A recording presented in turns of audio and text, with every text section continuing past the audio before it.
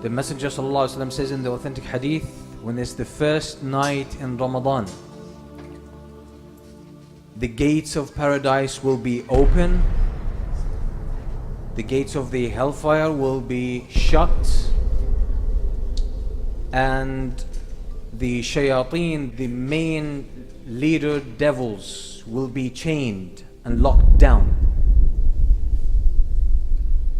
And this is not mere symbolism, this is truth. This is true. These things happen in the world of the unseen. So the world changes. In Ramadan, the world changes. Shayateen, the most influential of shayateen, the most destructive of shayateen, will be locked down. They won't be able to travel around and affect people as they used to do outside Ramadan. So they're chained. They're limited. The gates of paradise will be opened. They'll be wide open. And this has an impact on us. It has an impact on us. The dynamics of what happens in the world change. The gates of the hellfire will be locked. They will be locked. And this will have an influence on us. The scholars of Islam are agreed upon a fact that we humans have two natures, two dual natures. One is spiritual, that's our soul. That's our soul, that's the invisible part of who we are. And this has a life of its own. And there is the visible side of us, which is the physical side that we can see and touch.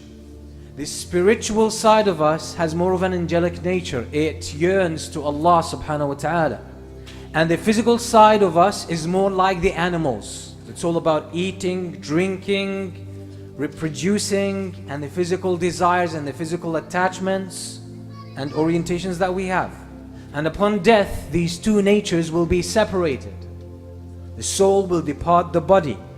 The soul is part of the world of the unseen. We can't touch it, we can't smell it, we can't taste it, we can't even hear it. That's the soul, but that's who we really are. حَقِيقَةُ الْمَرْءِ نَفْسُهُ, as the scholars say. The reality of a human being, the essence of a human being is his soul. Because when the soul departs the body turns into a corpse, turns into pieces of flesh and bones that will decompose. It has no life of its own. So the spiritual nature of us is part of the unseen. It feels things that happen in the world of the unseen. So when the gates of paradise are open, this impacts our spiritual nature. This impacts our spiritual nature. When the gates of the hellfire are locked, this impacts our spiritual nature. Some part of us feels that. The Prophet ﷺ says in the authentic hadith, which is in a Sahih, مَا جَلَسَ قوم في بيت من بيوت الله يتلون كتاب الله ويتدارسونه بينهم إلا نزلت عليهم السكينة وحفتهم الملائكة وذكرهم الله في من عنده. Any group of people who gather together in a masjid, in one of the houses of Allah, they recite the book of Allah, the words of Allah, and they study it. Except that serenity, peace and tranquility will descend upon them. And the angels will rub shoulders with them. Angels will be among them, around them, rubbing shoulders with them. And Allah would mention them to the highest ranking angels. Some of the scholars, as they were commenting on this hadith, they say as-sakina, which is tranquility and peace that descends upon them, is a sign of the presence of the angels, as Imam al-Qayyim says in more than one of his books. He says as-sakina comes with the angels.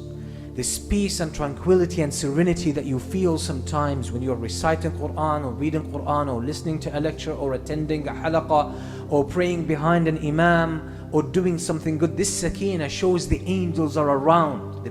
It marks the presence of the angels. You don't figure this out with your brain. You don't feel the angels physically. You don't touch them. You don't smell them. You can't see them and you can't hear them. So which part of you figures them out? that feels this sakeen and this peace and serenity and tranquility. Which part of you is the spiritual side of you? So since we feel our souls feel the presence of the angels, don't you think the soul feels that the gates of paradise are open? The gates of the hellfire are locked, the shayateen are locked down? It does. And that's why most of us feel in Ramadan more eagerness to worship Allah subhanahu wa ta'ala. You find more peace and more tranquility because the fragrance of paradise reaches your soul. It recognizes that at a subtle level that you cannot capture with your senses. So that's what happens during Ramadan. This is what happens. This is why Ramadan is a special time.